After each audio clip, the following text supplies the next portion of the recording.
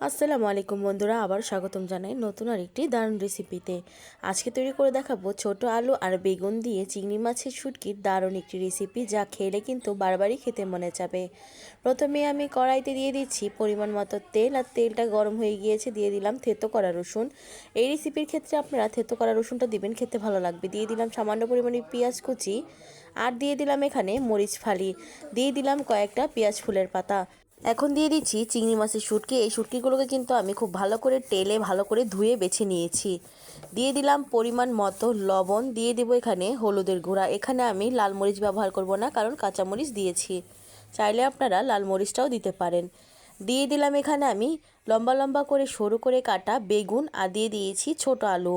ছোট আলু দিয়ে চিংড়ি মাছের শুটকির রেসিপিটা কিন্তু অনেক বেশি ইউনিক আর খুব বেশি মজা লাগে খেতে। হালকা করে নেড়ে চেড়ে দিয়ে দিলাম ঝোলের জন্য পানি। পানির পরিমাণটা একদম সমান পরিমাণ দিলেই হবে। দিয়ে ঢাকনা দিয়ে ঢেকে রান্না করে নেব 20 মিনিট পর্যন্ত। ফিরে এসেছি 20 মিনিট পর। দেখতেই পাচ্ছেন পানিটা কিন্তু একদম টেনে গিয়েছে, আর আলুগুলো কিন্তু খুব ভালো করে সিদ্ধ হয়ে গিয়েছে। নামানোর আগে দিয়ে দিলাম ধনিয়া পাতা কুচি। ধনিয়া পাতা কুচি দিয়ে একটু নেড়ে চেড়ে আমি নামিয়ে নেব। গরম ভাতের সাথে হোক বা রুটির সাথে খেতে কিন্তু অনেক বেশি মজা লাগে ছোট আলু দিয়ে চিংড়ি মাছের শুটকি। রেসিপিটি কেমন লেগেছে কমেন্ট করে জানাবেন। ভালো লাগলে লাইক শেয়ার করবেন। ধন্যবাদ।